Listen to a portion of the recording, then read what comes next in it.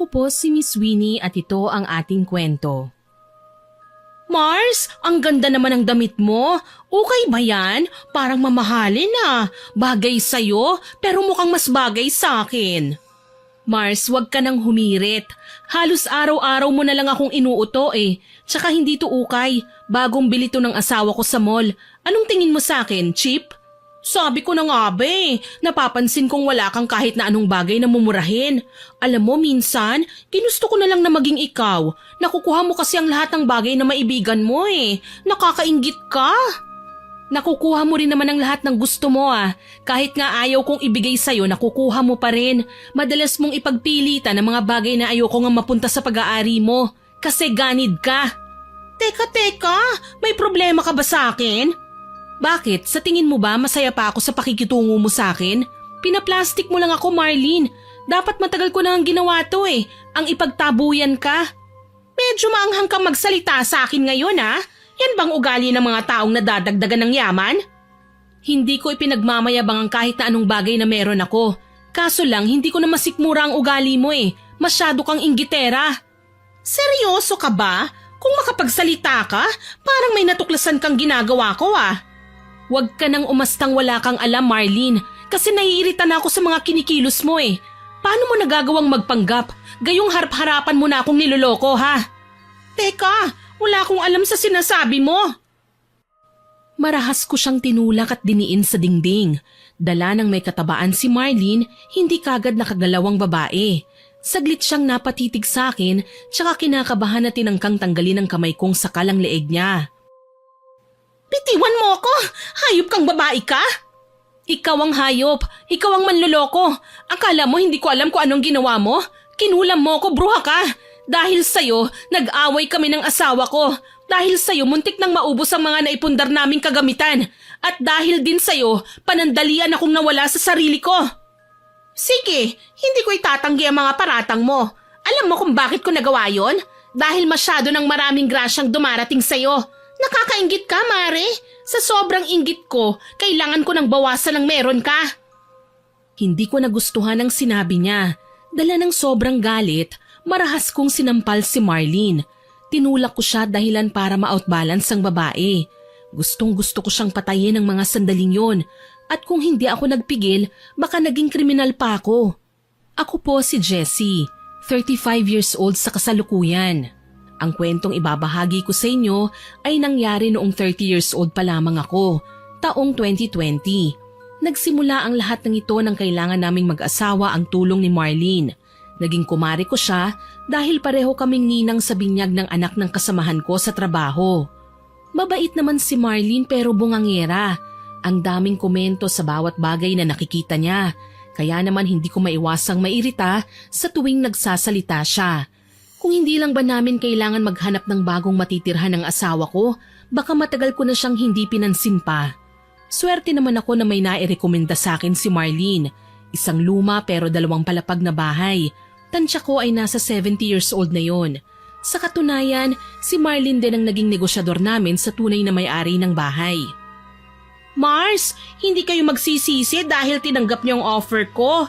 Magiging masaya kayo dito dahil swerte ang bahay na ito. Tama ka, maganda nga ang bahay. Halatang mayaman ang dating may-ari. Nasaan na nga pala sila? Siyempre naman, nasa abroad na ang dating mga nakatira dito. Matagal na silang nag-migrate. Sa States na kasi nag-aaral ang 2 anak nung may-ari. Masaya kong pinagmasdan ang bahay na nabili namin sa negotiable na halaga. Malaki ang bahay Kastila, gawa sa kapisang mga bintana sa bawat palapag. Kupas na at may mangilan-ngilan na bitak pero kaya ko naman yung iparestore sa isang expert. Minsan na naming napag-usapan ni Gael ang tungkol sa bagay na yon. May budget na rin naman kami. Ang bakanting oras na lang ang hinihintay namin. Isa po palang city engineer ang asawa ko, Miss Winnie. Ako naman, isang interior designer. By contract ang trabaho ko kaya mas madalas nandito ako sa bahay. Lalabas lang ako kapag may kailangan na namang kumpletohing trabaho. Kaya nga kinuha ko na ang chance na maglipat habang hindi pa kami gaanong busy na mag-asawa. Tutal naman kapag nasa trabaho si Gael, nariyan naman si Aling Diday at ang anak niya para alalayan ako. Medyo nanibago lang ako nang mapagpasyahan na naming lipatan ng bago naming bahay. Madalas ko kasing maging bisita si Marlene eh. Kagaya na lang nung naghahakot pa lang kami ng aming mga gamit. Nakabantay sa amin ng babae, patingin-tingin sa ibinababang mga muebles papunta sa sala. Minsan, tumutulong din sa paghahakot. Wala naman akong magawa kundi ang i-entertain siya. Aba, ang gaganda ng mga gamit mo, Marsa. Antik, mamahalin. Ang kinis, amoy antik din. Koleksyon ko ang mga yan. Yung mga figurines galing pa sa ibang bansa. Regalo sa akin ng mister ko. Nasanay na kasi siya na binibilhan ako ng mga ganyang klaseng remembrance sa bawat lugar na mapuntahan niya. Minsan nga sumasali pa siya sa auction para makakuha ng mga nakakamanghang paintings, kagaya na lang ng nakasabit sa dingding. Ganun ba? Mahal na mahal ka talaga ng asawa mo, no? Ay naku, nakakatuwa ka naman. Ako walang asawa, kaya walang datong. Buti ka pa, ang dami mong mamahaling gamit. Siguro may koleksyon ka rin ng alahas at bag, ano? Hindi ako sumagot. Napalingon ako kay Gael, ang asawa ko. Iiling-iling siya habang nakatingin sa akin. Tahimik lang siya sa tabi pero alam kong nakikinig siya sa pinag-uusapan namin. Kagaya ko, naiilang din siya kay Marlene. Pinakikiharapan lang namin ng maayos dahil siya pa rin ang nagrekomenda sa amin ng bahay na tinitirhan namin ngayon na nabili namin sa murang halaga. Mabuti na lang, natapos kagad ang paghahakot namin. Ayun nga lang, kinailangan pa namin siyang abutan para sa abala. Masayang umuwi ang babae pagkatanggap ng pera na ikinatuwa ko naman. Siyempre, relieve ako na maiiwan na kami dahil wala nang istorbo. Alam mo, Han, hindi ko gusto ugali ng kumari mo. Ang ingay niya. Ang daming sinasabi. Masahol pa sa palingkera eh. Nagtataka ka pa. Alam naman natin na ganyan talaga siya simula pa nung una natin siyang makilala, hindi ba? Nakakainis lang kasi na parang may pagkapakailamera siya. Hindi naman siya ang binayaran natin para maghakot. Pero nakapagtatakang nandito pa rin siya. Hayaan mo na. Baka naman sinecheck lang niya kung okay tayo sa bago nating bahay. Gusto niyang magpasikat, alam mo na, baka may iba na naman siyang ipapakitang property sa atin. Grabe naman pag-check yun. Hindi naman siya may-ari ng bahay. Kung makaasta siya, masahol pa siya sa malapit mong kaanak. Ang dami pang demand sa mga naghakot kanina. Kung makasinghal na ingatan ang mga gamit natin. Para bang siya may-ari? Ganyan na talaga ang ugali ni Marlene. Kaya nga hanggat maaari, hindi ko na lang siya pinapatulan para wag nang humaba pang usapan. Tsaka bakit ba nakafocus tayo sa kanya? Dapat nga tayong maging masaya, hindi ba? Sa wakas nakabukod na rin tayo ng tirahan. May sarili na tayong bahay. Sa bagay, bagong simula ito, Han. Sa bahay na to tayo bubuo ng pamilya. Mapapatunayan ko na din sa mga magulang ko na hindi sa lahat ng pagkakataon umaasa ako sa kanila. Isa ang mga magulang ni Gael sa dahilan kung bakit namin kailangan bumukod. Madalas kasi kaming masabihang walang kwenta kahit may mga trabaho naman kami. Hindi kasi nila ginusto na maging engineer ang aking asawa. Si Gael mismo ang pumili ng karir na gusto niya. Kasama naming lumipat sina Aling Diday at ang anak niyang si Lucio. Matagal na naming kasambahay ang ginang. Masipag si Aling Diday at mapagkakatiwalaan. Sa katunayan, siya kaagad ang nanguna sa pag-aayos ng mga gamit namin nang mailabas na ito sa lipat gamit service truck na pinagkargahan. Ma'am Jessie, ayusin ko na po ang gamit sa sala ha, para lumuwag na po ng konti ang espasyo. Alam ko naman po kung saan ilalagay yung ibang nasa loob ng karton eh. Sige po Aling Diday, kayo na po ang bahala. Ang mga gamit sa kwarto naman po ang aayusin ko mamaya. Ako na rin po ang bahala sa dalawang banyo. Ipapacheck ko po yun kay Lucio dahil hindi ko naman po personal na nakita ang shower at gripo kung gumagana ba ang hot and cold.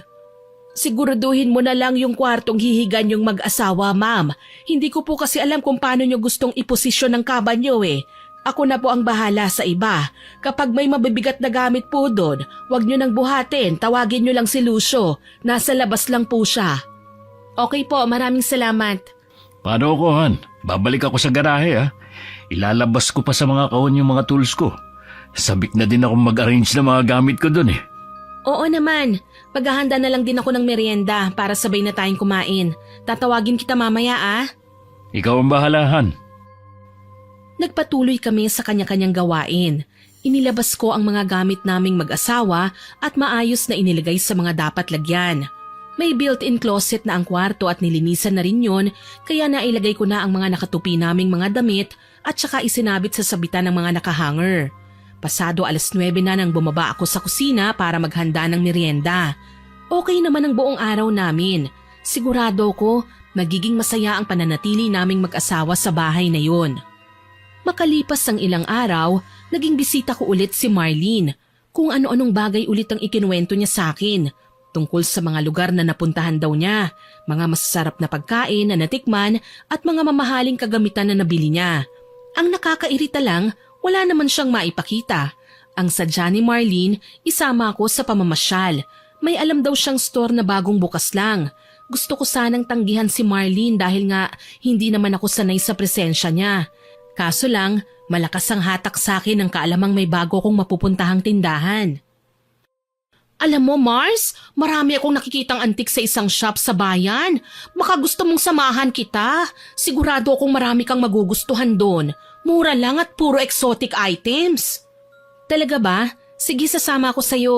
Gusto ko ring maghanap ng mga bagong display sa sala o sa kwarto. Saan ba banda yan? Malapit lang sa plaza. Bagong tindahan yun, Mars. Maraming magagandang figurines doon. Marami na rin akong kakilalang nadala doon. Lahat sila mga satisfied customers. Mahihintay mo ba ako? Magbibihis lang ako. Dadalhin mo ba ang kotse mo? Ayoko kasing mag-commute eh. Oo, para mas mabilis tayong makaalis. O paano, iwan na muna kita ha? Oo, sige, bilisan mo ha? Iniwan ko muna sandali si Marlene na abala sa pagtingin-tingin sa mga nakadisplay kong antique collections. Sinalubong naman ako ni Aling Diday na noon ay nakakunot ang noo. Aling Diday, ayos ka lang ba? Bakit mukha kayong problemado? Ayos lang naman ako, ma'am. Nagtataka lang ako kung bakit nandito na naman ang kumari nyo. Wala ba siyang ginagawa sa bahay nila? Dalaga pa si kumaring Marlene, Aling Diday. Wala siyang asawa at wala dito ang mga magulang. Kahit nga may edad na hindi na nag-asawa. Balita ko nasa probinsya ang mama at papa niya. Nag-iisang anak lang din kaya walang kapatid. Alam mo naman kapag mga single, hindi ba? Hindi naman sila mapirmi sa iisang lugar.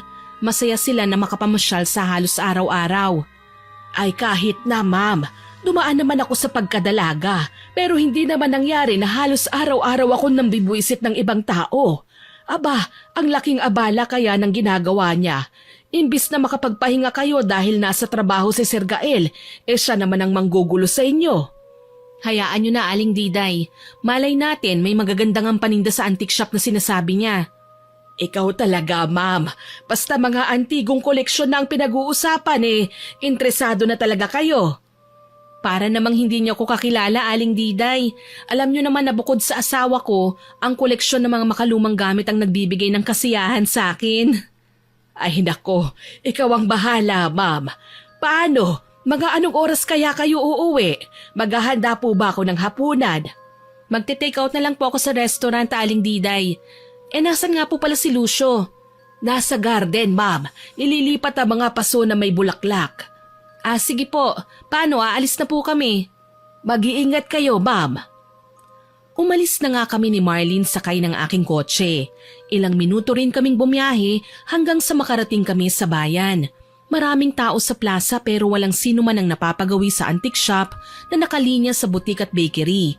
Nang makapag-park na ako, excited pang naunang bumaba si Marlene. Bilis na, Mars! Bukas na ang antique shop! Mauna ka na, okay? Bilisan mo ha! Siguradong marami tayong mapagpipilian dahil walang customer. Oo, sige. Pero sa tingin mo ba marami pang magagandang items sa loob? Oo naman. May mga magagandang furniture, figurine at mga salamin. May kung ano-ano pang ilang taon na ang tanda. Ninitian ko na lang si Marlene na tumango. Tsaka ako bumaba ng sasakyan. Magkasabay pa kaming binuksan ng pinto na sumabay sa pagtunog ng wind chime. Ramdam ko ang excitement habang pinagmamasdan ng kabuuan ng paligid. Magkahalo ang amoy ng mga barnisadong muebles at mga lumang papel sa loob. Hindi ko maiwasang mamangha dahil marami akong nakitang interesanting bagay kagaya ng antique furniture, porcelain figurines, lumang mga alahas, maliit na kahon kagaya ng music box at iba pang collectibles. Sinalubong kami ng babaeng nakatoka sa kaha. Pansin ko, kilala niya si Marlene. Pinakilala kami sa isa't isa. Maya-maya pa, nagsimula na kaming maglibot. Dito tayo sa mga alahas, Mars. Naku, mukhang mapaparami tayo ng mapipili ah. Sige, pumili ka lang. Dito lang ako sa mga figurine. Mas mahilig ako sa ganito eh. Ayoko naman na hindi mabili ang gusto ko. Baka magsisi ako dahil alam kong may makikita ako dito na nababagay na i-display sa sala ko. Hay nako, may ipapakita pa naman sana ako sa'yo. Sandali lang naman to eh. May nakita lang ako na sa tingin ko bibilhin ko. Sambit ko sabay lapit sa isang clay doll na may mahabang buhok. Kakaibang itsura nito dahil malaki sa karaniwang size ng katawan ng manika ang ulo nito. Nakalagay ito sa isang maliit na glass box pero nahawakan ko yun dahil nabubuksan naman ang lagayan. Hindi ko maiwasang magkagusto sa kanya. May kakaibang hatak sa buo kong pagkatao ang malalaking mata ng manika na tila babuhay na nakatitig sa akin. Gusto mo ba yan, Mars? Bilhin mo na! Hindi ko pa alam eh, pero ibang nararamdaman ko sa manika na to eh. Parang inuutusan niya ako na bilhin siya at ang hindi ko pa maintindihan hindi ko siya magawang tanggihan. Kung ganon, para sa'yo talaga ang manikang yan, Jessie. Ano pang hinihintay mo? Talaga? Bakit mo naman nasabi yun? Hindi mo ba napapansin? Sa dami ng nagagandahang bagay dito sa store, yan talagang natipuhan mo?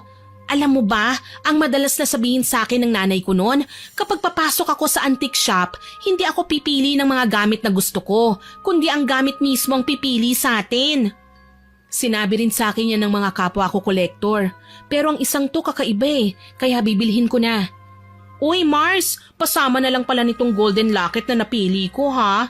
Wala pala akong dalang cash nakalimutan ko.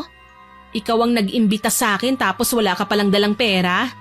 Nakalimutan ko nga, hindi ba? Tsaka maliit na bagay lang naman to para sa akin. Alam mo na, kung ikaw ang nasa lugar ko, malamang babayaran ko na rin ang napili mong gamit. Tsaka huwag kang mag-alala, ngayon lang naman to O sige, okay. Ako nang bahala. Hindi ko nagawang tumanggi noon kay Marlene. Yun din ang unang pagkakataon na humingi siya ng favor sa akin kaya hindi naman siguro masama kung pagbigyan ko siya. Isa pa, ang pagkakaintindi ko sa sinabi niyang isama ko na muna sa pagbabayad ang napili niya ay utang muna. Binayaran ko sa kahera ang mga items na napili namin. Pagkatapos, inimbita ko pa siya sa malapit na coffee shop para magkape. Natawa pa ako nang mag-order ng 2 slice ng cheesecake si Marlene.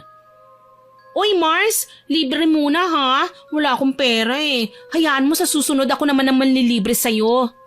Okay lang. Ayun, sabi ko na nga ba hindi mo ako matatanggihan Yan talaga ang gusto ko sa kaibigan. Yung hindi nasasayangan sa mga gagastusin niya para sa akin. Maliit na bagay lang naman to kumpara sa mga naitulong mo. Masaya kami sa bahay na tinitirhan namin ngayon. Feeling ko nga dumadagsa ang mga blessings Ayun, buti naman at naisip mong may naitulong ako sa'yo.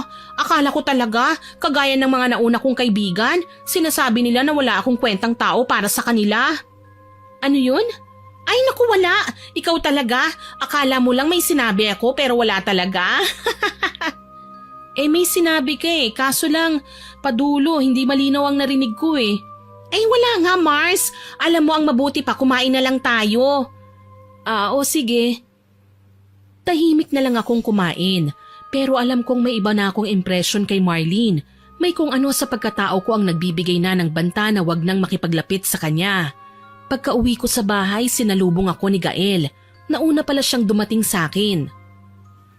Naikwento sa akin ni Aling Diday na sinama ka raw ng kumare mo sa bayan. Nagpunta kayo sa antique store? Oo, may nabili nga ako Halika, sabayan mo ako maghapunan. Sabi sa akin ni Aling Diday bumili ka raw ng pagkain sa labas. Oo, halika kumain na tayo. Sabay kaming naghapunan ni Gael.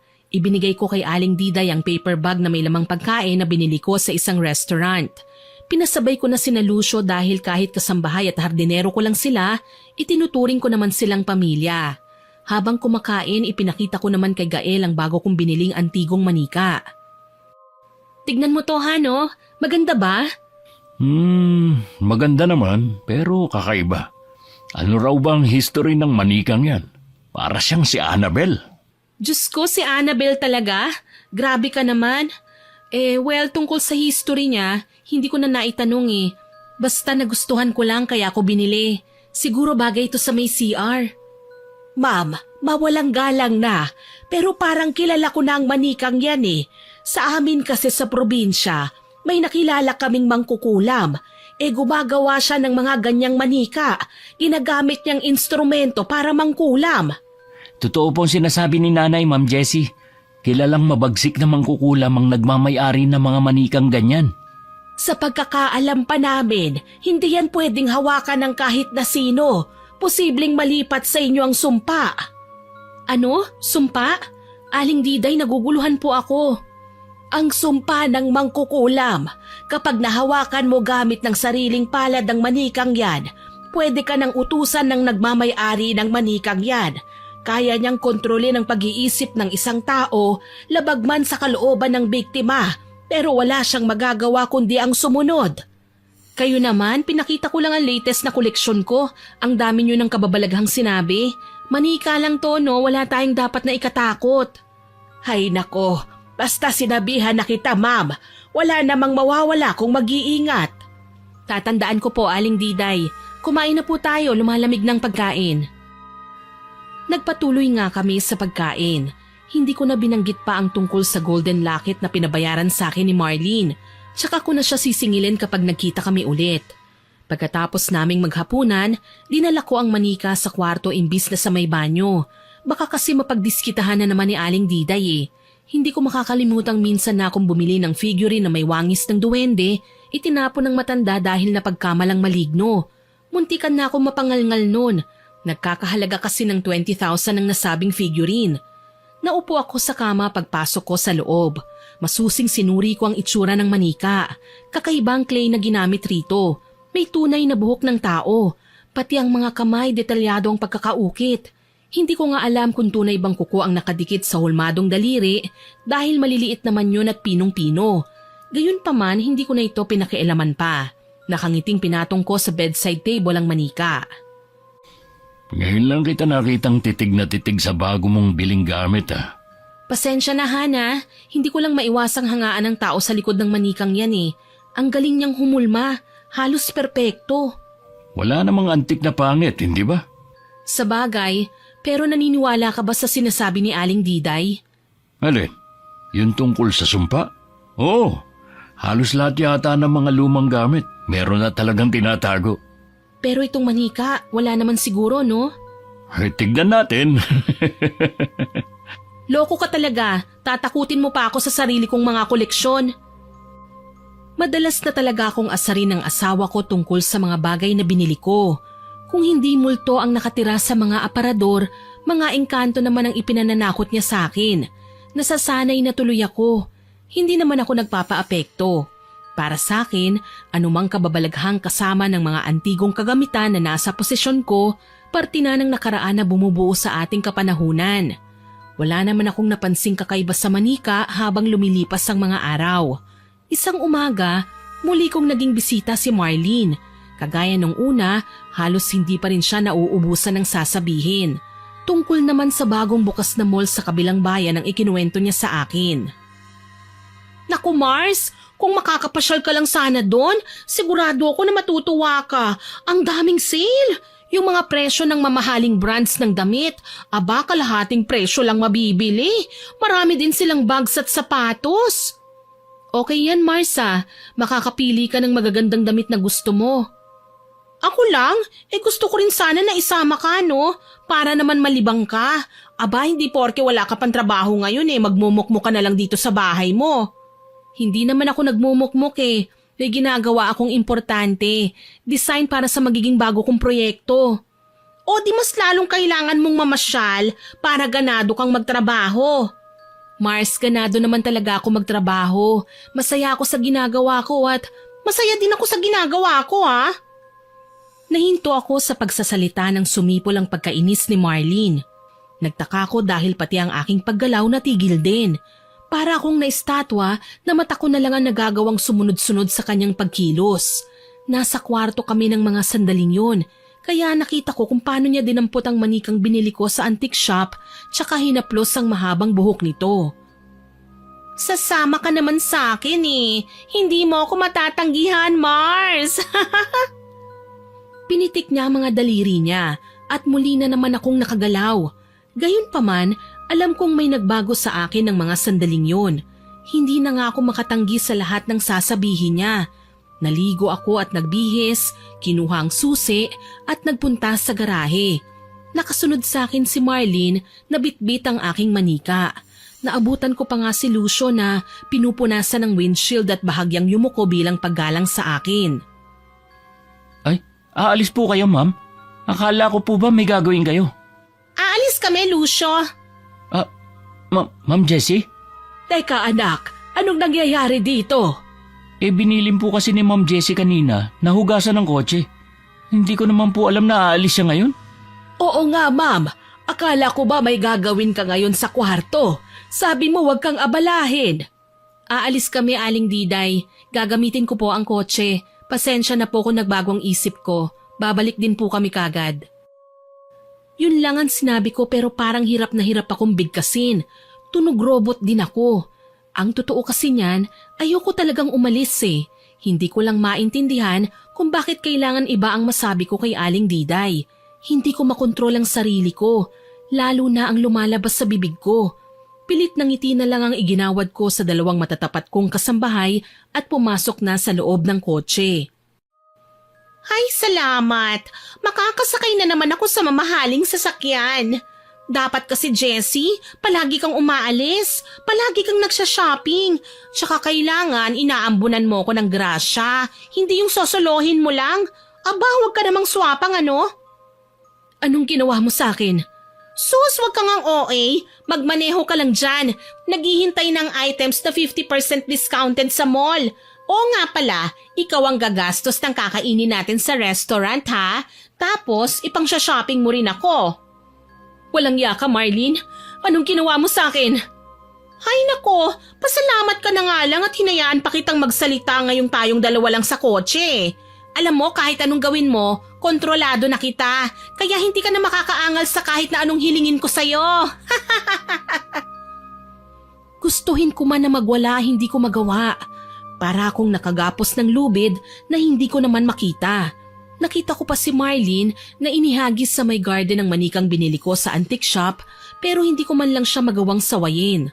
Para bang lahat ng gusto kong sabihin na masasama laban sa kanya ay mas lalong nakapanghihina ng katawan ko. Tahimik na lang akong nagmaneho hanggang sa makarating kami sa parking lot ng mall na sinasabi ni Marlene. Pagbaba ko ng sasakyan, tumawag sa akin si Gael. Sagutin mo at wag na wag kang magkakamaling magsalita ng kung ano-ano. Oras na magsumbong ka, sasaksakin kita. Namutla nga ako nang makitang kumuha ng Swiss knife sa bag niya si Marlene. Hindi ko alam kung bakit meron siyang ganun. Pero ang totoo niyan, takot na takot ako. Ayoko namang maglakad sa labas na butas na ang tagiliran ko. Mukha pa namang seryoso si Marlene sa sinasabi niya. Nanginginig na kinuha ko ang aking phone at sinagot ang tawag. Hello, Han? Han, tumawag sa akin si Aling Diday. Umalis ka raw na wala sa sarili. Okay ka lang ba? Oo, okay lang naman ako, Han. Pasensya na kung hindi ako nakapagpaalam sa iyo, ha. Biglaan kasi ang pag-alis ko, eh. Okay lang, Han. Nag-alala lang ako sa'yo. Si Marlene daw ang kasama mo? Oo, Han. Ibababa ko na to, ha. Uuwi rin ako kagad. Sige, Han. I love you. I love you too. Aw, ang sweet naman. Alam kong inaasar ako ni Marlene pero hindi ako nagpahalata. Ibinaba ko na ang tawag pero pasimple kong inon ang sound recorder ng cellphone ko. Hinayaan kong magsalita ng magsalita si Marlene. Hindi ko naman siya magawang pigilan. Wala akong lakas para gawin yun sa hindi ko malamang dahilan. Humawak pa si Marlene sa braso ko at tuwang-tuwa na pinagmasdan ng paligid nang makapasok kami sa loob. Doon tayo sa may tindahan ng mga sapatos. Alam mo kasi Mars, sira na ang takong ng stiletto ko eh. Kailangan ng palitan ng bago at ikaw ang bibili nun para sa akin. Hindi ako bangko para basta mo nalang hugutan ng pera. Wala ka bang trabaho o kahit na anong mapagkakakitaan mo para bili ng mga bagay na gusto mo? Meron. Ikaw nga ang puhunan ko, hindi ba? Kaya wag na wag kang aangal sa kahit na anong gusto ko. Susunod ka, matuwa ka man sa akin o hindi. Nang mga sandaling yun, Halos manghina ako sa labis na galit ni Sweeney. Hindi ko alam kung anong klaseng mahikaba ang nilagay niya sa akin at hindi ko siya magawang tanggihan sa gusto niya. Pati na nga yata pitaka ko, sasairin ng walang yang babae. Sunod-sunuran ako sa kanya na pati na sa pagpili ng mga bibilhin, inabot pa siya ng ilang oras hanggang sa tuluyan na nga kaming pumila sa cashier. Mali, dahil ako pala ang pumila. Halos maiyak ako nang makita ang halaga ng pinamili ng maldita kong kumare. Mahigit 15,000 pesos. Hayop ka, Marlene. Ano bang ginawa mo sa akin? Bakit hindi ako makapagdesisyon para sa sarili ko? Anong mahikang ginawa mo? Mukha ba akong mangkukulam sa tingin mo? Sa bagay, ako lang naman ang pinakamagandang mangkukulam na nakilala mo. Kapag ako bumalik sa pagkontrol ko sa sarili ko, humanda ka sa akin. Ididemanda kita. Ha?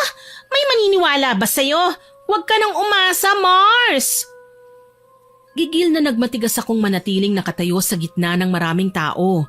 Pero sapilitan akong hinila ni Marlene papunta sa restaurant. Malamang magpapalibre na naman siya ng pagkain kaya mapipilitan akong bayaran. Gusto ko pang sabunutan si Marlene nang makita ko ang bill. Nagkakahalaga ng 4,000. Huwag ka nang kumain ha. Iti-take out ko ang iba. Mayaman ka naman eh. Hindi ka nauubusan ng pera. Isa pa, kapag wala kang datong, nariyan naman ang asawa mo na pwedeng sa kanya ako magpalibre. Walang yaka? Humanda ka sa akin, oras na. Wag mo akong hahamunin ng pagbabanta. Ako lang naman ang pwedeng kumontrol sa'yo. Alam mo, kapag sinabi kong patayin mo ang sarili mo, magagawa mo yon. Nanlaki ang mga mata ko nang makita ang nanginginig kong kamay na kusang umaangat para damputin ang tinidor na nasa mesa. Akmang isasaksak ko yun sa sarili ko nang bigla namang magsalita si Marlene. Itigil mo yan, Mars! Ayokong umuwi kang duguan at miserable! Napakawalang yamo! Anong ginawa mo sa akin? Bakit ako nagkakaganito? Huwag kang sumigaw, nakakahiya ka. Pinagtitinginan tayo ng mga tao. Baka isipin nila ang OA mo. Oras na makauwi ako sa bahay, hindi ako papayag na makalapit ka pa sa akin, hudas ka! Okay lang, Jessie. Kaya naman kitang tawagin para ikaw mismo ang lumapit sa akin eh. Sisiguraduhin kong mababaliw ka, lalo na kapag pinagbawalan mo ang sarili mong lapitan ako, kahit na gustong-gusto ng katawan mo. Nakangisi niyang wika sabay tayo. Nauna pang pumunta sa kotse ang bruha, tsaka pumasok nang dumating ako. Tahimik na akong nagmaneho at pinili na lang na umastang nakikiayon sa gusto niya. Mas nagiging komportable kasi ko kaysa piliin ng manlaban. Nagpahatid pa sa akin si Marlene sa bahay niya bago ko nakauwi. Tsaka lang ako nakahinga ng maayos. Pagdating ko sa bahay, nanginginig na isinara ko ang gate at kinandaduhan. Nakaabang sa akin sina Lucio at Aling Diday na noon ay kunot ang noon na nakatingin sa akin. Nang makalapit ako sa main door, nagsalita kagad ang ginang. Ma'am Jessie, mukha kang balisa. Ano bang nangyari sa lakad nyo ng kumari mo kanina? Alam nyo bang pati ako'y nag-aalala din sa inyo? Kaya nga tinawagan ko ng asawa mo para ipaalam ang sitwasyon mo eh. Hindi ka maniniwala, Aling Diday, pero may pagkamaligno si Marlene. Saksi ako sa lahat ng mga ginawa niya sa akin kanina. Ayoko nang mangyari pa ulit yun. Baka maaga akong mabaliw. Abay, bakit mo naman nasabi yan? Hindi ko alam kung anong ginawa niya sa akin. Basta ang natatandaan ko, sumipol lang siya at hindi ko na maigalaw ang buo kong katawan. Nako, mukhang may pagkamangkukulam nga ang babaeng yan. Ang mga babaeng kagaya niya, iba-ibang paraan para makapanloko. Paano mo nasabi yan, Aling Diday? Nararamdaman ko lang, Ma'am Jessie. Hindi normal na babae ang nakipaglapit sa'yo. Sa dami ng mga kaibigan mo na nakikipagkita sa'yo, si Marlene lang ang may itim na aura na nakita ko. Parang nakakatakot naman yan, Aling Diday. Oo nga pala, dumating na ba si Gael? Sabi ko sa kanya uuwi ako kagad eh. Pero heto at nauna pa pala siya sa akin. Oo, nasa kusina, ma'am. Halika na, ako na ang magsasara ng pinto. Ako na po magdadala ng bag niyo, ma'am. Sige, Lucio. Maraming salamat. Nauna nga akong pumasok sa loob ng bahay, sumunod si Lucio. Bitbit niya ang bag ko nang humabol sa akin ng binata. Ma'am, May napansin po pala ako sa labas ng bahay kanina. Ha? Ano naman yon, Lucio? Yung manika po na binili nyo, nakita ko po sa labas, sa may garden. Akala ko po ba dinala nyo po sa kwarto nyo? Sigurado ka ba? Nasaan? Opo, eto nga po. Oh. Patakbong lumapit sa isang drawer si Lucio at kinuha ang manika. Ibinigay niya yon sa akin. Oo nga no, ito ang manika na binili ko sa antique shop. Bakit ito napunta sa labas? Nagtaka nga po ako, ma'am eh. Wala naman po kayong dala kanina nang lumabas kayo. Tapos pag alis ng sasakyan nyo, nakita ko na manika. Salamat ha, mabuti na lang nakita mo. Mahal pa naman to. Wala pong anuman, ma'am. Teka, naalala ko. Dinala ng bruhang si Marlene ng manika sa labas ng bahay kanina. Pakialamera talagang babaeng yun.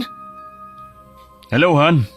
Hi, sorry late akong nakauwi ah. Okay lang, Han. Kumusta ang pamamasyal? Mukhang pagod ka. Heto, hindi okay. May kakaibang nangyari sa akin kanina eh. Ang hirap ipaliwanag. Bakit naman? Maniwala ka man sa akin o hindi, may kakaiba akong naramdaman kanina. Hindi ko makontrol ang sarili ko sa tuwing inuutusan ako ni Marlene na gumawa ng... Sumama bigla ang pakiramdam ko. Bago ko pa masabi ang mga nangyari sa akin kanina, nagsuka na ako ng kulay itim na likido. Kasing dumi ng sabaw ng pusit pero kasing baho ng imburnal. Diyos ko, ma'am! Anong nangyari? Aling Diday, pakikuha naman ako ng tissue. Heto po, sir. Lucio, anak, kumuha ka ng basahan at balding may lamang tubig at sabon. Opo, inay. Pasensya na po, nagkalat pa ako. Ang mabuti pa ako na po ang maglilinis niyan. Ma'am, wag niyo na pong alalahanin yon. Ako na po ang bahala rito. Gusto mo bang ipagtimpla kita ng tsa? Makakabuti sa masamang pakiramdam ang green tea. Sige, Han. Ang sama talaga ng pakiramdam ko eh. Ang mabuti pa, maupo ka na muna. Kukuha na din ako ng face towel. Pawis na pawis ka eh. Sige, salamat, Han. May nararamdaman akong kakaiba sa kumari mo, Ma'am Jessie. Pakiramdam ko, gagawa siya ng hindi maganda. Siguro nga may kinalaman siya sa nangyayari sa'yo ngayon eh. Tama ka, Aling Diday. May kakaiba akong naramdaman sa kanya. Kanina lang kung makapagsalita siya sa akin, parang may nalalaman siyang orasyon. Paano mo naman nasabi, ma'am? Yung mga kilos niya iba. Bala ko nga iwasan na lang si Marlene eh. Dapat lang po, ma'am. Baka kung ano pa po ang mangyari sa inyo. Marami na akong nabalita ang kagaya ng sa sitwasyon niyo. Napatingin sa akin si Aling Diday. Dinaman niya ang aking noo. Maya-maya pa, hinawakan niya ang palad ko. Ang lamig naman po ng kamay niyo, ma'am. Anong nararamdaman niyo? Mukha kayong balisa. Pwede bang magpahinga na muna ako? Masakit ang ulo ko eh. Halika na, Han. Ihahatid na kita sa kwarto. Aling Diday, pahatid naman ang pagkain sa taas. Sige sir, ihahanda ko muna. Inalalayan ako ni Gael papunta sa kwarto at pinahiga sa kama. Mas lalo akong nahilo nang makita ang kisame. Sinubukan ko pang bumangon pero sobrang bigat na ng katawan ko. Dahil sa sobrang pagod, pinili ko na lang na mahiga. Bitbit ko noon ang manika na maingat kong inilapag sa mesa at ilang minutong pinilit na mag-relax ang aking katawan. Maya-maya pa, pinabangon ako ni Gael at pinainom ng tsaa. Saglit na gumaan ang aking pakiramdam. Han, ano ba nangyayari sa'yo? Ang mabuti pa siguro dali na kita sa ospital. Medyo nahihilo lang ako, Han, pero hindi ko lang magawang maupo ng maayos eh. Nasusuka kasi ko eh. Nag-aalala na talaga ako sa'yo eh. Matutulog na lang muna siguro ko. Kailangan kong ipikit ang mga mata ko. Ay sige, gigisingin na lang kita mamaya, Han. Okay lang ba? Oo naman. Kahit papaano gumaan ang pakiramdam ko ng makaidlip. Nanaginip pa ako nang humahalakhak si Marlene habang hila-hilang buhok ko. Panay ang sigaw ko habang nagmamakaawa sa kanya, pero tila wala ring naririnig ang babae. Parang awa mo na! Bitiwan mo na ako! Nasasaktan ako, Marlene! Huwag kang mag-alala, Mars! Wala naman akong ibang habol sa'yo maliban na lang sa kagustuhan ko na kunin ang lahat ng meron ka. Sa tingin mo ba papayag ako sa gusto mo? Hindi, Marlene. Magkakamatayan na muna tayo bago kita hayaang sirain ang buhay ko. Nagulat ako nang mas lalong naging malutong ang tawa ni Marlene. naglabas siya ng manika at ipinakita yon sa akin. Gigil na nilamutak niya ang ulo ng manika habang umuusal ng hindi ko maintindihan na orasyon. Maya-maya pa, nagsisisigaw na ako nang makaramdam ng matinding sakit ng ulo. Sinubukan kong sapuhin ang aking noo pero nahinto ako sa bala ko sanang gagawin nang makitang umaagos na ang dugo sa ilong ko. Hintakot na napatingin ako kay Marlene. Walang yaka? Anong ginawa mo sa akin? Ano pa nga ba? E di papatayin ka? Layuan mo ko! Isa kang mangkukulam! Hindi ako papayag na basta mo na lang akong saktan! Magkakamatayan muna tayo! Nagpumiglas ako at sinubukang labanan si Marlene.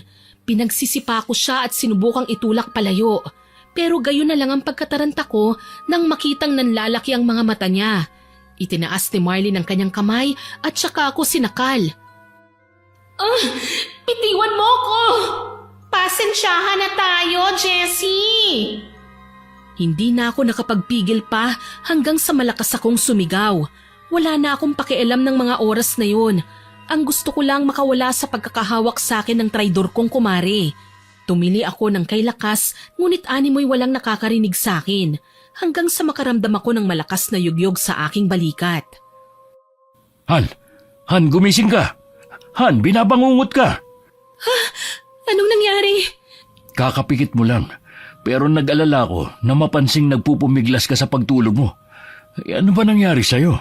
Hindi ko maintindihan. Pati sa panaginip ginugulo ako ni Marlene. Hindi ko alam kung anong nangyayari sa akin. Siguro, dapat mo na siyang iwasan ngayon. Hindi healthy para sa iyo ang sama ka ng sama sa kanya. Mahirap ipangako yan, Han. Hindi mo lang alam na para siyang may mahika kapag kakausapin niya ako. Maya-maya pa, nagugulat na lang ako dahil sinusunod ko na ang mga utos niya. At doon ako natatakot ng husto. Huwag ka mag-alala.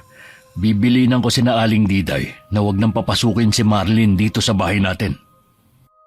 Nang mga sumunod na araw, tahimik nga lang akong nakasilip sa may bintana ng aking kwarto. Tanaw ko sa may gate si Marlene habang kinakausap si Aling Diday. Nagpupumilit siyang makapasok sa aming bahay pero tinatanggihan siya ng aming kasambahay. Aling Diday, parang hindi mo naman ako kakilala. Ako si Marlene, kumare ni Jessie. Kilala kita, Marlene, pero wala nga dito si Ma'am. Umalis sinama ni Sir Gael sa opisina. Ba't sinungaling kang matanda ka? Aling Marlene, pwede ba? Huwag mong babastusin ang nanay ko. Huwag kang makisali sa usapan namin, pakialamero ka. Hayaan mo lang siya, anak. Ako na ang kakausap sa kanya. Nay, binabastos ka na niya eh. Hayaan mo na. Ang mahalaga, mapalayas na natin ang babaeng yan. Tatawagan ko ngayon si Jessie. Kapag nalaman kong nagsisinungaling ka sa akin, babalikan kita. Bakit naman kita pagsisinungalingan? Abay malay ko kung ano ang plano nyo. Di bale siya na mismo ang lalapit sa akin. Napaatras ako sa labis na takot nang marinig ang sinabi ni Marlene. Siguro, uusal na naman siya ng orasyon para makontrol ang pag-iisip ko. Gagawa na naman siya ng paraan para lantaran akong pagkaperahan. Nagtago ako at hindi na pinakinggan pa ang pagtatawag ni Marlene. Simula nang mangyari sa akin ang kakatuwang bagay na yon, yung pagsunod-sunod ko kay Marlene, tila ba naghihintay na naman ako ng susunod niyang utos. At sa totoo lang, hindi na ako mapalagay.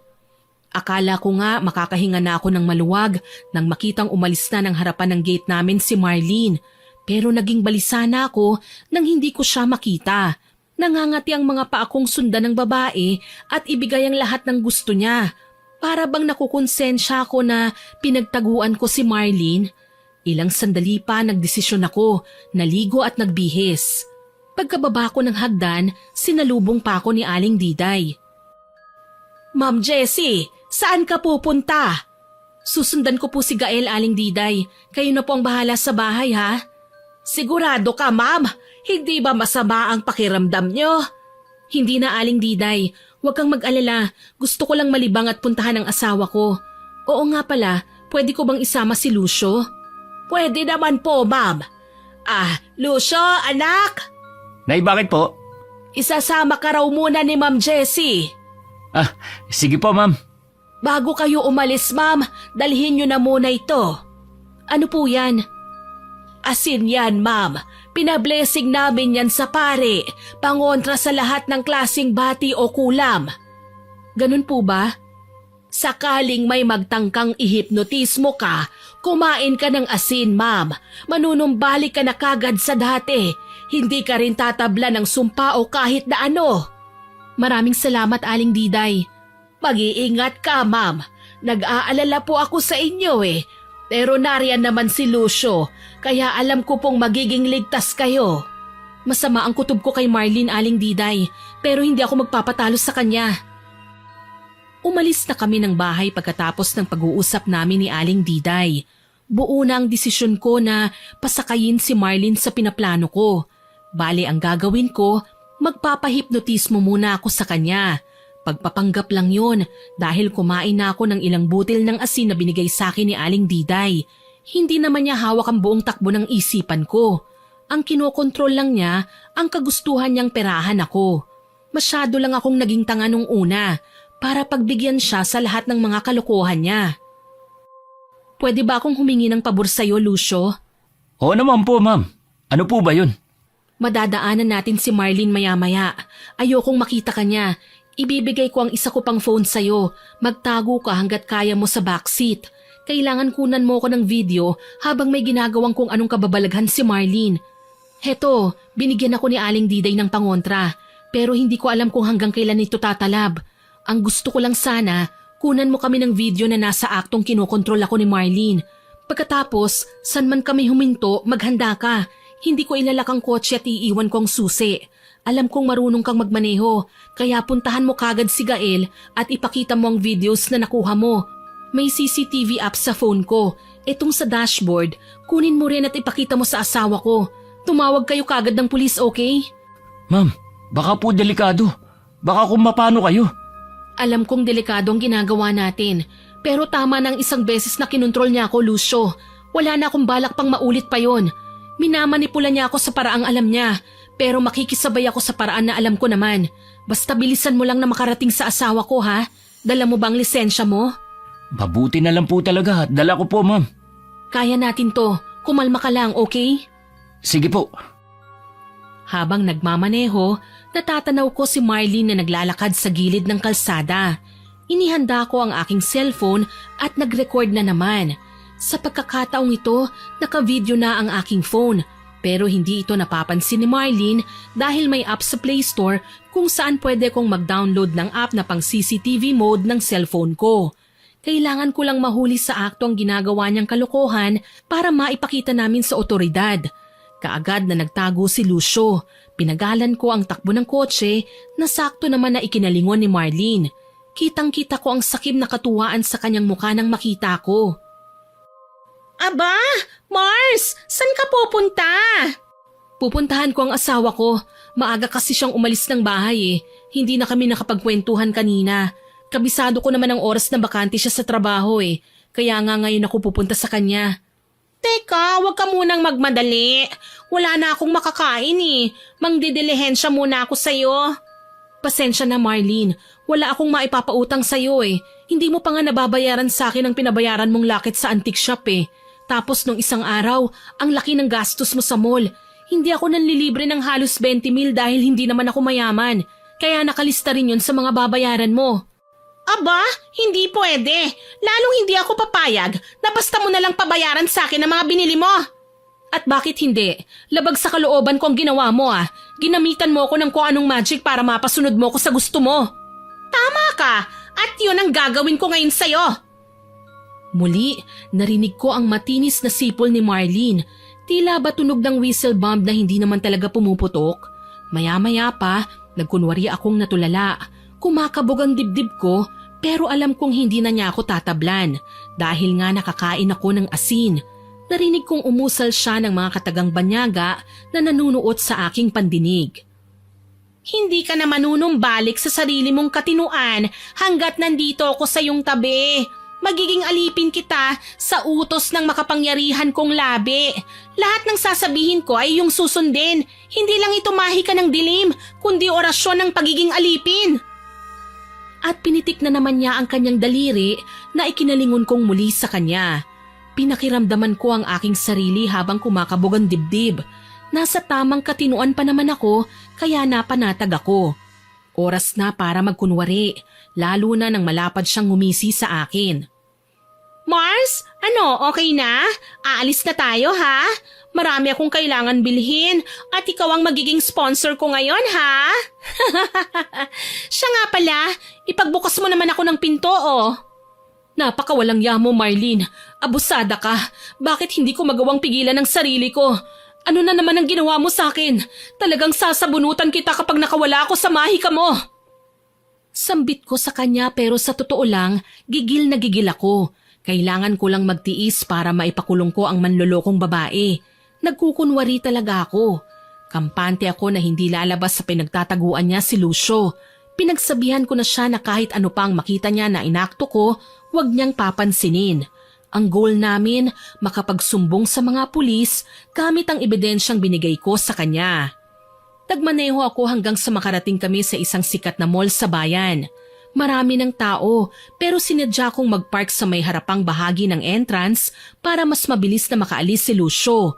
Kagaya nga ng napag-usapan na unang bumaba si Marlene kaya sinenyasan ko na si Lucio na kumilos na. Iniwan ko ang susi kaya siya na ang pumalit sa pwesto ko sa driver's seat. Mag-grocery na muna tayo, Mars. Kailangan kong mamili ng maraming stock sa bahay eh. Konti lang ang dala kong pera, Mars. Baka hindi magkasya. Ang mabuti pa, pauwiin mo na ako. Huwag mong gagamitan ng mahika ang mga taong nasa paligid mo para lang makuha ang perang meron kami. Hindi mo pwedeng pakialaman ang pera ko. Gaga ka rin pala, no? Dapat nagwi-withdraw ka ng malaking halaga kapag kasama mo ako. Hindi ako pa pwede sa 20,000 lang. Ang gusto ko, gagastos ka ng malaki para sa akin. Tsaka huwag kang mag-inarte. Ang pera mo, pera ko rin. Baka nakakalimutan mo. Alipin lang kita. Kahit pa magpumiglas ka riyan, magiging sunod-sunuran ka pa rin sa akin. Hala, ibigay mo na sa akin ang ATM mo. Nagkunwari pa akong nanlalaban sa sarili ko pero sa huli, iniabot ko rin sa kanya ang aking ATM cards. Nasa 3 piraso ang hawak niya at puro tigda 20,000 ang limit ng pwede niyang kunin. Kaya naman may 60,000 siyang on-hand na halaga. Hayop ka, Marlene. Ang kapal ng mukha mo. Kahit umangal ka pa, wala ka ring magagawa, Jessie Mars. Alam mo, kahit isumpa mo pa ako ngayon, hindi yan uubra. Isa akong malakas na uri ng mangkukulam. Hindi ko kailangan na pumatay para lang mapasunod ka sa gusto ko. Balang araw, makakahanap ka rin ng katapat mo. Ay nako, ang tagal ko nang hinihintay ang katapat ko, pero hindi naman dumarating. Baka nga una pa siyang mamatay sa akin eh. Halika na, huwag ka nang mag-inarte dyan. Kontrolado ko ang katawan mo kaya kahit na ano pang mga katagang lalabas dyan sa bibig mo, wala ring kwenta. Ano ba? Nasasaktan ako. Kita mo nang ang humahakbang na mga pako pasunod sa'yo eh. Hinihila mo pa ako? Tanga ka ba? Huwag mo akong pagsasabihang tanga. Hinila niya ako papunta sa grocery. Sandamakmak na pagkain at kung ano-anong delata ang nilagay niya sa cart na pinatutulak niya sa akin. Mabigat sa loob kong pagmasdan siyang ginagastos ang perang pinaghirapan ko pero kailangan kong magpasensya. Malakas ang pakiramdam ko na hindi lang ako ang nabiktima ng walang yang babae kaya kailangan kong lumaban at magkunwari para maipakulong siya. Ilang minuto lang ang tinagal namin sa grocery store. Pinapila niya ako kagad sa counter habang siya naman animo doon niyang naghihintay sa isang cake shop at nakikita ko pa siyang kumakain na para bang walang kasama. Nang mabayaran ko na ang mga pinamili niya, nilapitan ko siya sa cake shop. Ang kapal talaga ng mukha mo. Mabuti nakakatulog ka pa sa ginagawa mo, no? Oo naman. Bakit hindi? Ang mga mayayamang kagaya mo dapat lang na magdusa. Wala kasi kayong alam gawin kundi ang magpasarap sa buhay eh. Mang-abuso ng kapwa, maliitin ang mahihirap na kagaya namin. Aba, hindi nyo ba alam na yumayaman lang din kayo dahil sa mga mahihirap na nagtatrabaho para sa inyo? Nakakatawa, no? Ako tong kinokontrol mo ang katawan para mapasunod sa lahat ng gusto mo. Pero ikaw ang may sakit sa utak. Kung makahugot ka, para bang kami ng asawa ko ang may malaking kasalanan sa'yo. Sa ganyang pananalita mo, bakit hindi ang mga nagkasala sa'yo ang gantihan mo? Tutal naman may kapangyarihang itim kang tinatago. May kapangyarihang kang mangulam, hindi ba? Ginawa ko na yan, pero hindi ako makontento. Ang gusto ko, magdusa kayo. Hay nako, kalokohan! Itigil na natin ang pagpapanggap na to kung ayaw mong ipakulong kita! Malakas kong sinampal si Marlene na ikinagulat niya. Nakita ko pang kumibot-kibot ang labi niya na animo umuusal ng hindi ko man lang maintindihan na lengguwahe, pero dumating na ang mga pulis at tinutukan na siya ng baril.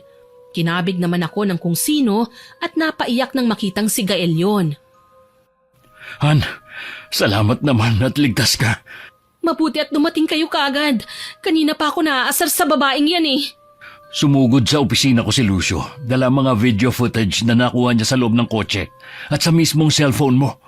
Ipinasa namin to sa mga pulis at natuklasan namin na may naunang record na si Marlene sa probinsya nila. Nakulong na pala siya doon. Kaso lang, nakatakas din nang ihipnotismo niya ang pulis na nakatoka sa pagbabantay ng selda. Hindi basta-bastang kriminal ang kumari mo, Han. Isa siyang membro ng kultong mangkukulam. Kulto? Mangkukulam? Kultong may pinaniniwalaang kagaya ng mga mangkukulam. Lahat ng may perang mabibiktima nila, sasairin muna ang yaman.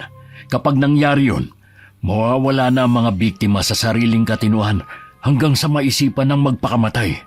Pero pipigilan nila sila at sa halip, isasama sa kinaroroonan ng kuta nila sa probinsya para ialay sa sinasamba nilang Panginoon. Diyos ko! Mga walang niya kayo! Sinetap niyo pa ako! Huwag ka naman laban. Alam na namin ang lahat tungkol sa'yo. Alam mo kung bakit? Nagsagawa si Aling Diday ng sariling investigasyon tungkol sa'yo. Ang pangunahing ebidensya, ang mga pinamili mo galing sa pera ng asawa ko. Ipapadala mo mga ito sa kasamahan mo sa probinsya. Ito ang gagamitin nila para mabuhay.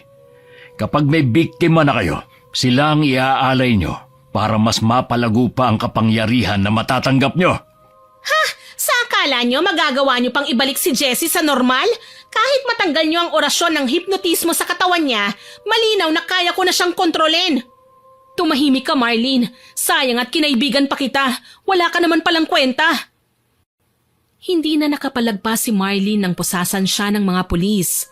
Mabuti na lang, napakiusapan namin ng hepe na hulihin ang babae sa dahilang legal para maibalik niya ang lahat ng nakuha sa amin. Hindi kasi ko paniniwalaan ng judge na isinailalim ako sa hipnotismo kapag nagkasampahan na ng kaso. Pinalabas naming rebelde si Marlene kaya siya nakulong.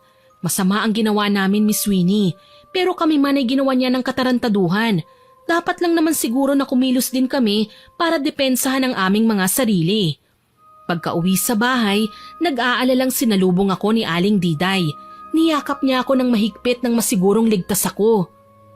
Salamat sa Panginoon at ligtas ka, ma'am. Naku, nang tumawag sa akin si Lucio at ipinaalam ang sitwasyon mo, hindi na talaga ako mapalagay. Tama nga ang plano kong magpanggap na nakukuha pa sa hipnotismo ni Marlene, Aling Diday. Nagawa ko siyang ihulog sa ginawa kong bitag. Ang tapang nga ni Ma'am Jessie na eh.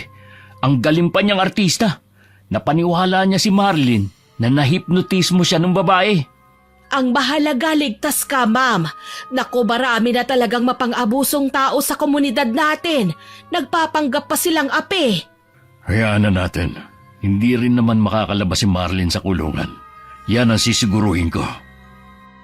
Napanatag ako sa sinabi ni Gael kahit papaano. Alam kong hindi na ako masasaktan ni Marlene. Kahit hindi naman niya ako pinagbuhatan ng kamay ng sobra, natatakot pa rin ako para sa sarili ko.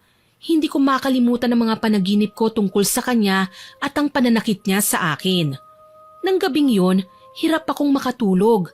Pabaling-baling ako sa higaan. Ewan ko ba gusto kong kilabutan, Miss Winnie. Halos mag-aalas 3 na ng madaling araw pero dilat pa rin ang mga mata ko. Balisa ako, pawisan pero nanlalamig.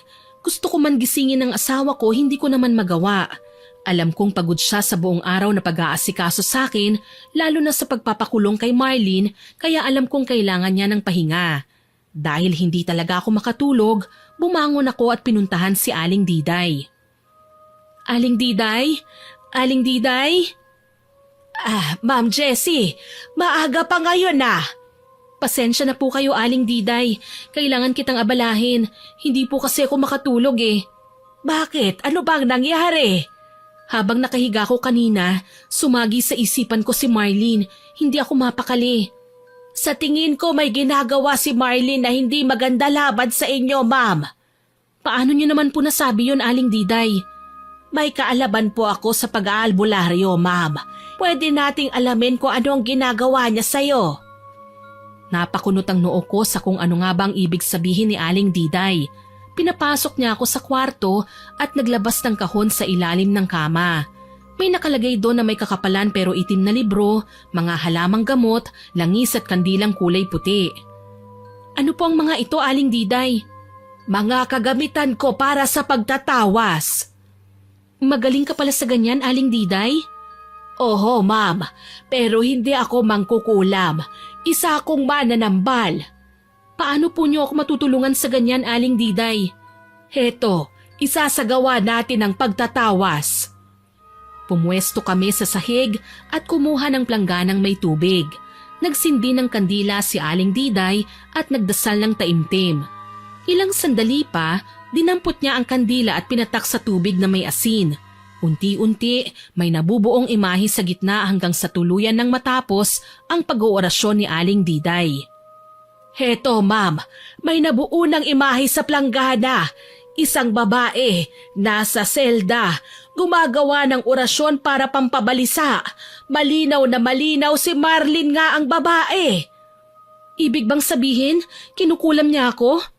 Ganun na nga. Pero Aling Diday, bakit? Paano niya nagagawa?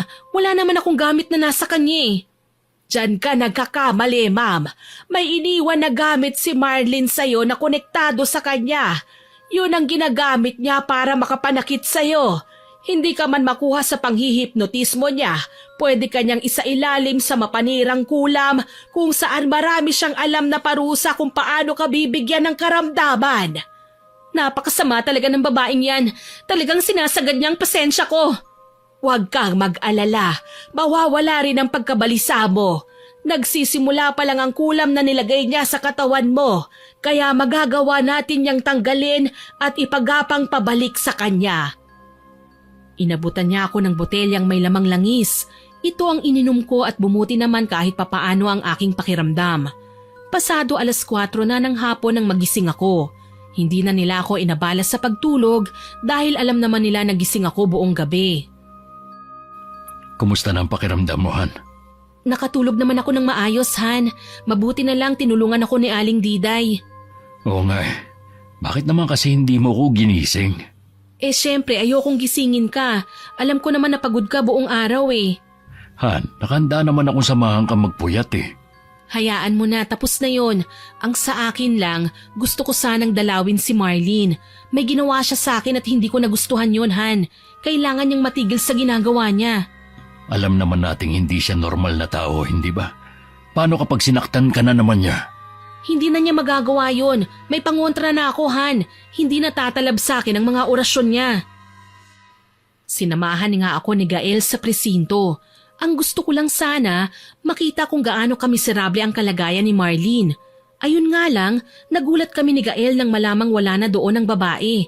Kaninang umaga pa raw nila pinakawalan. Diyos ko naman, bakit pinakawalan? Hindi ba nila alam na delikado ang babaeng yun?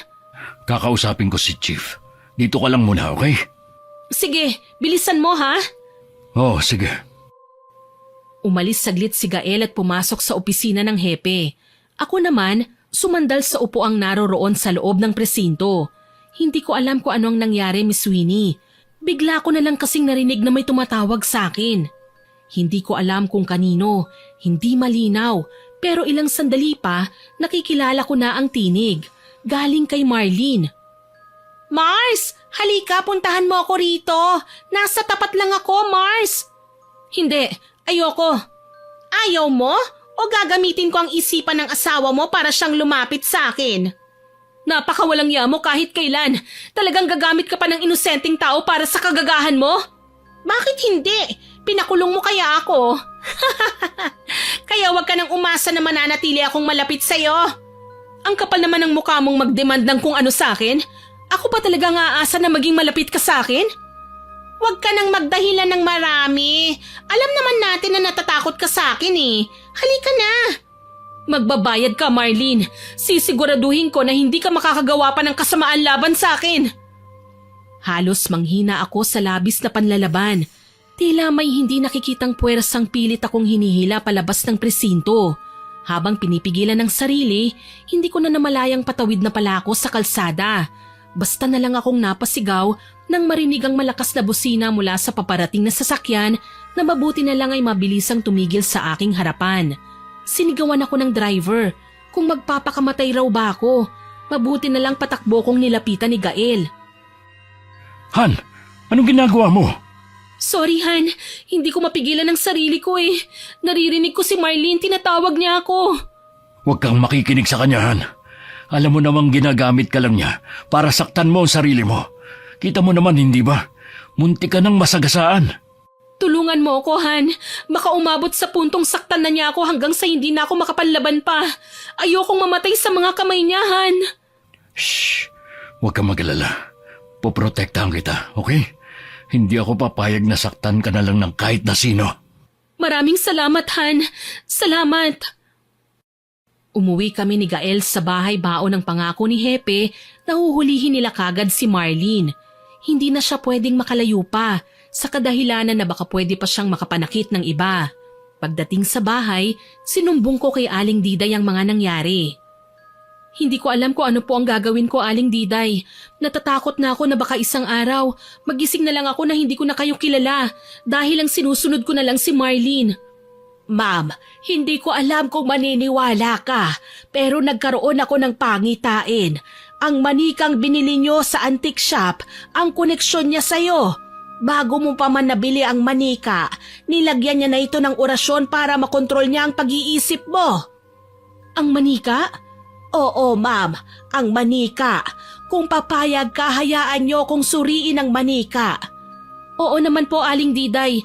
Kahit mamahalin pa ang gamit na yan, basta naging instrumento sa kasamaan ni Marlene, hindi ako manghihinayang na itapon. Salamat, ma'am. Ibinigay ko nga kay Aling Diday ang manika na binili namin sa antique shop. Sinuri niya yon, hinawakan ng buhok at muli na namang tinitigan ng kabuuan. Ilang sandali pa, walang panghihinayang niyang binasag yon. Nagkalat ang basag na clay sa sahig. Nabasag yon dahil sa tagal na ng panahon. Pero nagulat ako nang makitang may laman sa loob. Binilot na papel na may nakasulat na orasyon, laki pang pangalan ko. Sinasabi ko na nga ba, may sikreto nga ang tinatago ang babaeng yon. Paano niya nagawa sa akin to? Ibig sabihin matagal na niyang ginagawa sa akin ang pangkukulam? Matagal na niya akong pinaglalaruan. Huwag kang mag-alala, ma'am. Hindi naman ako papayag na maapektuhan ka pa ng kapangyarihan niya. Nakahanda akong kontrahin ang sumpa na ginawad niya sa'yo. Paano? Orasyon ang rebuelta, ma'am. Lahat ng binigay niyang sumpa, babalik lang sa kanya para na rin niyang kinulam ang sarili niya. Kung ganun, sige po, gawin niyo, Aling Diday. Kailangan niyang magdusa dahil hindi ko na rin kayang labanan pa ang orasyon niya kapag naririnig ko to. Nagsagawa na nga ng orasyon si Aling Diday. Naging matagumpay naman yon kahit papaano. Lalo na at tahimik kaming nakikipagtulungan ng asawa kong si Gael. Si Lucio ang pinagbantay namin sa paligid. Kung minsan, pinapacheck namin ang bahay na tinutuluyan ni Marlene kung naroon pa ba ang babae. Mabuti na lang talaga na retrieve din namin ang mga ATM ko nang hulihin siya ng mga pulis. Hanggang sa kalaunan, nabalitaan na lang namin na may nakakita kay Marlene na palaboy-laboy sa kalye. Kinuha na lang siya ng mga social worker nang mapag-alaman nilang tila ba nawawala sa sarili ang babae. Kaagad naman namin siyang pinuntahan sa tanggapan ng mga kumupkop sa kanya. Dito nakausap ko si Marlene. Kahit papaano, nagiging okay na ang kalagayan niya doon. Nawala lang pala panandalian sa sarili niya si Marlene dahil sa sakit ng ulo at gutom. Ayoko nang maging mahirap. Sawa na ako sa buhay na isang kahig, isang tuka. Pagod na akong maapi. Kung pagod ka ng maapi, dapat nagbago ka. Nagsikap ka para sa sarili mo. Sana iniwasan mo ang paggawa ng masama para hindi na bumalik sa'yo. Masama ang manloko ng kapwa, lalo na kapag harap-harapan mo silang ninanakawan, Marlene. Sayang, akala ko magiging magkaibigan tayo kahit na hindi ko gusto ang ugali mo. Lumaki ako sa isang lugar kung saan bawal akong magkamali. Lahat kailangan perpekto. Lahat kailangan sumunod dahil kapag hindi, mapaparusahan kami. Pasahol pa sa sumpang ginawad ko sa'yo. Mas mahirap at mas nakakasindak.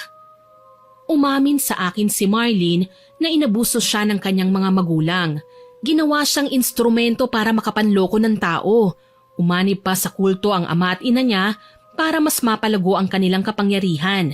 Sa tuwing nagkakamali sila, ginagamitan sila ng orasyon, kinukulam para magtanda, binibigyan ng karamdaman para wag nang ulitin pa ang mga kapalpakang nagawa.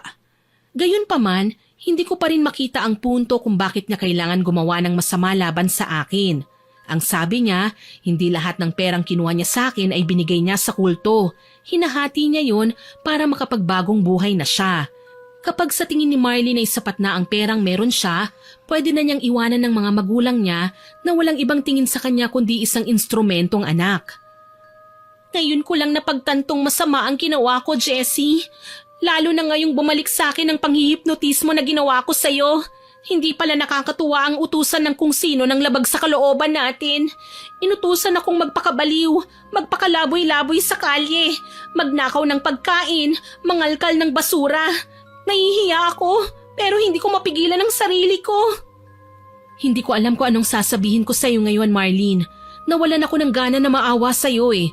Sa dami ng kasalanan mo sa akin, nahihirapan akong intindihin ka. Naisip ko nga, tama lang na makulong ka eh. Huwag mo akong sisisihin kapag tuluyan na kitang kinasuhan. Kailangan mong pagbayaran ng kasamaan mo sa akin, pati na sa ibang taong nauna mo pang biniktima. Naiintindihan ko, Jessie. Gusto ko lang sanang humingi ng paumanhin sa mga nagawa kong mali laban sa'yo. Hindi ko ginusto yun nung una, pero kalauna nasanay na ako. Naghahanap ng mas malaking halaga, ng mas nakakatakam na offer na pwedeng ibigay sa akin ng kakayahan ko. Habang mas masama ang gagawin ko sa kapwa, mas lalakas pala ako. Tama ka, mas lalakas ka nga pero mali, hindi mabuti. Kaya nga pati ang magulang mo, mga ibang miyembro ng kultong pinasukan mo, ipapaalam ko lang sa'yo na isasailalim sila sa raid kung saan huhulihin sila para makapanagot sa kanilang mga kasalanan. Kung may manlaban man, pasensya na hindi sila mabubuhay pa. Napaiyak si Marlene pagkatapos kong sabihin sa kanya ang bagay na yon. Alam kong gusto niya akong pigilan, pero hindi niya magawa dahil nakapagdesisyon na ako na ipakulong siya kasama ang pamilya niya. Kailangan nilang pagbayaran ng mga nagawa nilang kasalanan. Umalis ako sa tanggapan ng opisina na walang malinaw na sinabi tungkol sa magiging kapalaran ni Marlene. Iaasa ko na lang sa otoridad ang lahat, lalo na't ayoko nang bumalik pa para makipag-usap sa kanya. Matuling lumipas ang mga araw at tuluyan nang nakulong si Marlene. Pati ang mga magulang niya, walang nagawa kundi ang harapin ang kanilang mga kasalanan. Tuluyan na akong napanatag dahil alam kong hindi na niya ako masasaktan. Nakakahiyamang aminin pero muntikan na akong mabaliw sa pangungulam na ginawa niya sa akin. Ilang linggo rin akong dinadalaw ng bangungot. Kung hindi naman, hirap akong makatulog sa gabi. Halos magmakaawa ako sa asawa ko para maging maayos na ang kalagayan ko. Han, bakit ganun? Nakakulong na si Marlene pero palagi pa rin niya akong ginugulo. Bakit pati sa panaginip ko nagpapakita siya, sinasaktan ako? Han, huwag ka na matakot. Nandito ako, hindi kita pababayaan. Panaginip lang yan, hindi yan totoo. Natatakot ako, hindi ko na kayang magtiis pa. Huwag kang magalala, magiging okay din ang lahat. Napaiyak ako at niyakap si Gael ng mahigpit. Ang hirap mabuhay nang may takot akong nararamdaman.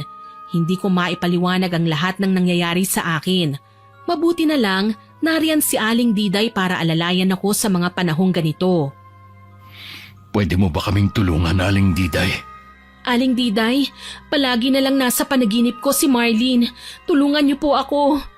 Alam mo, ma'am, kahit anong pagtatawas kong gawin sa'yo, wala na akong mahagip na kulam sa katawan mo. Gayunpaman, pinapayo ko sa'yo na lumapit ka sa pari, mangumpisal ka at magsimba. Panginoon lang ang makakatulong sa atin sa mga panahong ganito. Gagawin ko po yan, Aling Diday. Pangako, wala akong ibang pagkakatiwalaan kundi ang Panginoon lang. Gusto niyo po bang ipagmaneho ko kayo, ma'am? Mula ngayon, pwede na din ako maging gwardya niyo, maliban sa hardinero.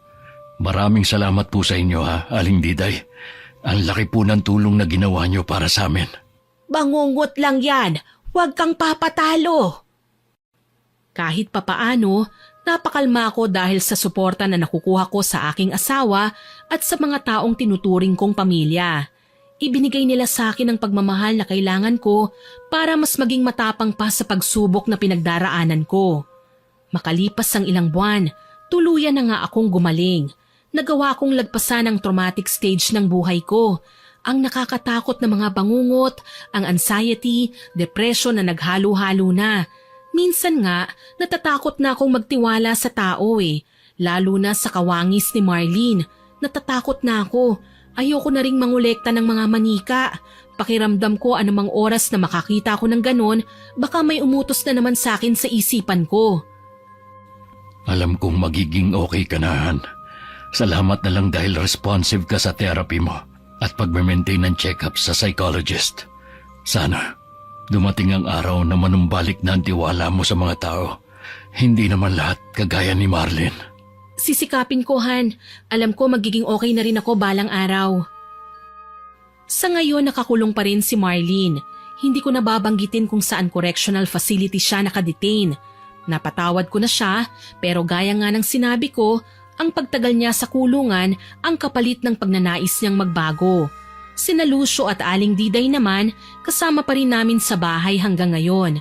Sa katunayan, sila ang nag-aalaga ng 2 kong anak, isang 4-year-old na batang lalaki at 2 years old naman na batang babae.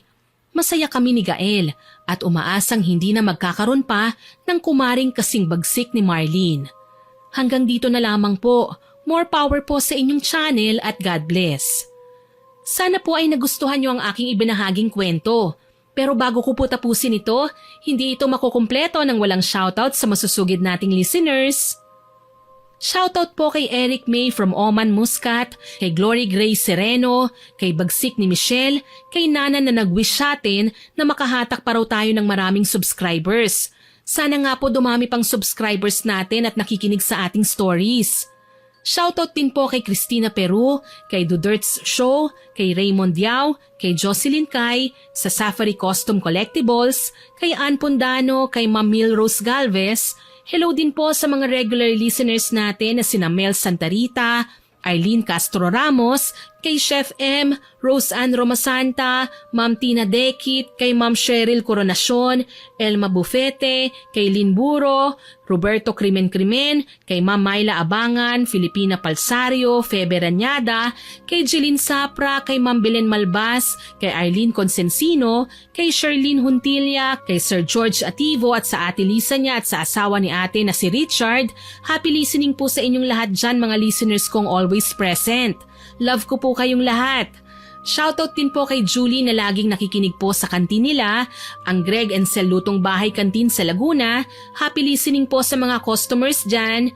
Hello din po kay Cherry Cass, kay John Carlo Dames, at sa mga master ng Shena May Bake Shop sa Palawan na sina John Ray, Alexis, Alvin, July, Robilio, Jeboy, Master Chokes at Master Carlo. Hello po sa inyo dyan. Shoutout din po kay Red Smaling Ligot, Noims Ochoa, kay Christine Alderite, kay Gracia Balitaan na nag-comment sa reklamadora na Yaya Upload.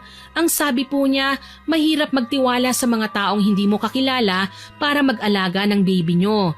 Kailangan kumpleto ang papeles at maayos ang interview sa kanila. Salamat po ma'am sa pagkukomento. Sa inyong lahat po na nakinig at nagkomento, maraming salamat po. Malaking tulong po ito sa ating channel. Abangan nyo pa po sana ang mga susunod kong upload ha, at huwag kalilimutang mag-subscribe, like, share and comment sa stories natin. Para rin po mabilis nyong makita kung may bago tayong upload, pindutin nyo lang po ang notification bell para lagi kayong updated. Aasahan ko pa rin po ang inyong suporta ha. Katulad nga po ng una kong hinihiling sa inyo